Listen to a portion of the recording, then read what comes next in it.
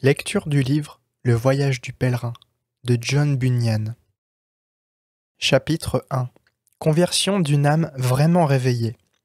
Fausse conversion d'une âme qui ne se repose pas solidement sur Christ. Comme je voyageais par le désert, j'arrivai dans un lieu où il y avait une caverne. Je m'y couchai pour prendre un peu de repos, et, m'étant endormi, je vis en songe un homme vêtu d'habits sales et déchirés. Ésaïe 64, 6. Nous sommes tous comme des impurs, et toute notre justice est comme un vêtement souillé. Nous sommes tous flétris comme une feuille, et nos crimes nous emportent comme le vent. Il était debout, tout prêt à agir, sorti du sommeil de la sécurité, et tournant le dos à sa propre maison. Luc 9, 62. Jésus lui répond : « Quiconque met la main à la charrue et regarde en arrière n'est pas propre au royaume de Dieu. » Luc 14, 26, 27. Si quelqu'un vient à moi, et s'il ne hait pas son père, sa mère, sa femme, ses enfants, ses frères et ses sœurs, et même sa propre vie, il ne peut être mon disciple. Et quiconque ne porte pas sa croix et ne me suit pas ne peut être mon disciple. Il avait un livre à la main, et il était chargé d'un pesant fardeau. Psaume 38, 5 à 6. Mes plaies sont infectes et purulentes par l'effet de ma folie. Je suis courbé, abattu au dernier point. Tout le jour, je marche dans la tristesse. Je vis ensuite qu'il ouvrit le livre et qu'il y lisait. Bientôt, il se mit à pleurer et à trembler, de sorte qu'étant tout effrayé, il s'écria d'un ton triste et plaintif. « Que faut-il que je fasse » Acte 16, 30. Il les fit sortir et dit « Seigneur, que faut-il que je fasse pour être sauvé ?»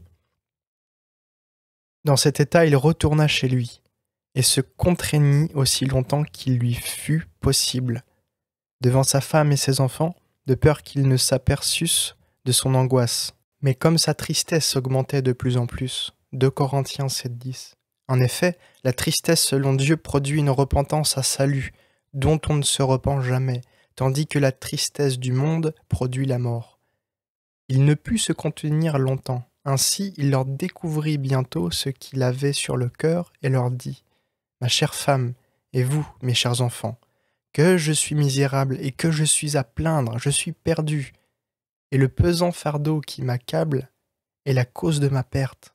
J'ai d'ailleurs un avertissement certain que cette ville où nous habitons va être embrasée par le feu du ciel. » 2 Pierre 3, 7. Tandis que, par la même parole, les cieux et la terre d'à présent sont gardés et réservés pour le feu, pour le jour du jugement et de la ruine des hommes impies. 2 Pierre 3, 10 à 11. Le jour du Seigneur viendra comme un voleur. En ce jour, les cieux passeront avec fracas. Les éléments embrasés se dissoudront et la terre, avec les œuvres qu'elle renferme, sera consumée.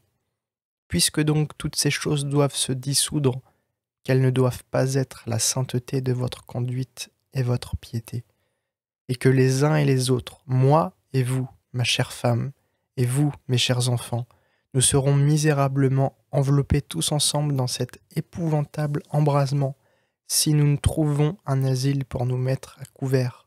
Or, jusqu'ici, je n'en vois aucun. » Ce discours surprit au dernier point toute sa famille. 1 Corinthiens 2, 14. Mais l'homme animal ne reçoit pas les choses de l'Esprit de Dieu, car elles sont une folie pour lui. Et il ne peut les connaître, parce que c'est spirituellement qu'on en juge. Non pas qu'elle y ajoutât foi, mais parce qu'on s'imagina que cet homme avait le cerveau troublé, et qu'il s'était mis des pensées creuses dans l'esprit. Toutefois, dans l'espérance que son cerveau pourrait se remettre par le repos, parce que la nuit approchait, ils se hâtèrent de le mettre au lit. Mais, au lieu de dormir, il ne fit, presque toute la nuit, que soupirer et verser des larmes. Quand le matin fut venu, ils voulurent savoir comment il se portait. Il leur dit que son état allait de mal en pis, et leur réitéra encore ce qu'il avait dit de la première fois. Mais, bien loin de faire quelques impressions sur eux, cela ne servit qu'à les irriter. Ils s'imaginèrent même qu'ils pourraient le faire changer en usant de rigueur, de sorte qu'ils commencèrent à le mépriser et à le quereller. Puis ils l'abandonnèrent à lui-même, sans se mettre plus en peine de lui. Matthieu 10, 34 à 39. Ne croyez pas que je sois venu apporter la paix sur la terre. je ne suis pas venu apporter la paix mais l'épée, car je suis venu mettre la division entre l'homme et son père, entre la fille et sa mère, entre la belle-fille et sa belle-mère, et l'homme aura pour ennemi les gens de sa maison. Celui qui aime son père ou sa mère plus que moi n'est pas digne de moi, et celui qui aime son fils ou sa fille plus que moi n'est pas digne de moi. Celui qui ne prend pas sa croix et ne me suit pas n'est pas digne de moi. Celui qui conservera sa vie la perdra, et celui qui perdra sa vie à cause de moi la retrouvera. Aussi s'enferma-t-il dans sa chambre afin de prier pour eux, comme aussi pour déplorer sa propre misère. Quelquefois il alla se promener seul dans la campagne, tantôt lisant, tantôt priant, et c'est ainsi qu'il passait la plus grande partie de son temps. Il arriva aussi qu'en allant par la campagne, les yeux fixés, selon sa coutume, sur son livre, il était extrêmement en peine. Et j'entendis qu'en lisant, il s'écria tout haut comme auparavant, « Que faut-il que je fasse pour être sauvé ?» Je remarquai d'ailleurs qu'il tournait les yeux, tantôt d'un côté, tantôt de l'autre, comme un homme qui cherche à s'enfuir. Cependant, il ne quittait point la place, parce qu'apparemment, il ne savait où aller.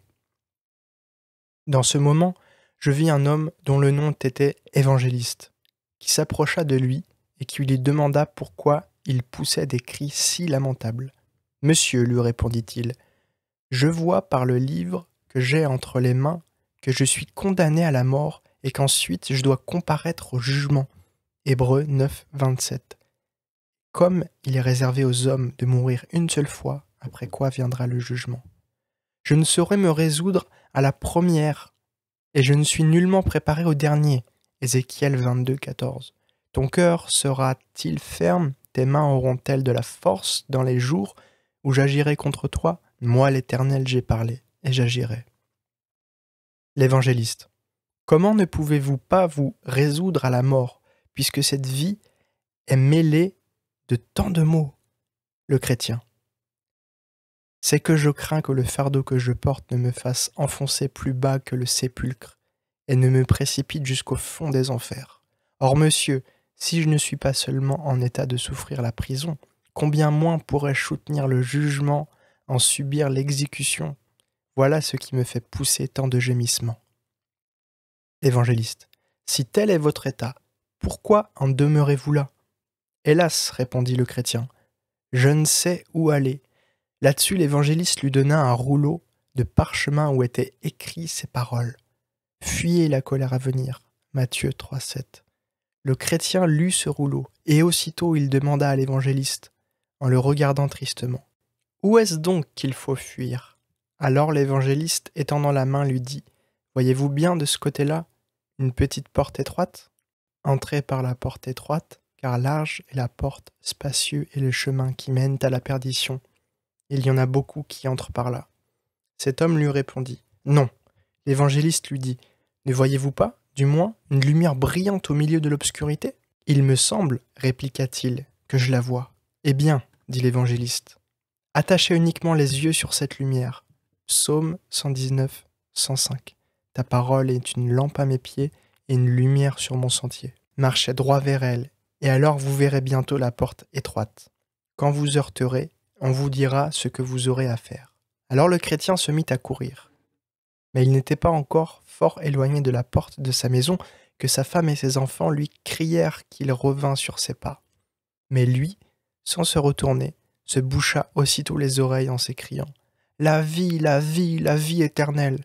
Matthieu 16, 26. Et que servira-t-il à un homme de gagner tout le monde s'il perdait son âme? Ou que donnerait un homme en échange de son âme? Et sans se retourner, il se hâtait de traverser la plaine. Ses voisins étant sortis pour les voir, les uns se moquaient de lui, les autres le menaçaient. Quelques-uns lui criaient qu'il rebroussait chemin. Il y en eut même deux qui entreprirent de le poursuivre et de le ramener de force dans sa maison. Le premier se nomma l'Obstiné, et l'autre Facile. Et bien que cet homme eût beaucoup d'avance sur eux, ils ne se rebutèrent point, et firent tant qu'ils l'atteignirent. Alors il leur dit, « Mes chers voisins, pourquoi me poursuivez-vous » ? C'est, répondirent-ils, pour vous persuader de revenir sur vos pas avec nous. Mais, répliqua le voyageur, c'est impossible. Vous demeurez dans la ville de corruption, où je suis né aussi bien que vous. Romains 5, 12. Et si vous y mourrez, vous serez tôt ou tard précipité plus bas que le sépulcre, dans un étang ardent de feu et de soufre. Prenez donc courage, mes chers voisins, et faites plutôt le voyage avec moi. L'obstiné. Comment? Avec vous? Abandonner tous nos amis et renoncer à tous nos plaisirs? Le chrétien. Oui, sans doute, parce que rien de ce que vous laisserez n'est à comparer à la moindre partie de ce que je cherche.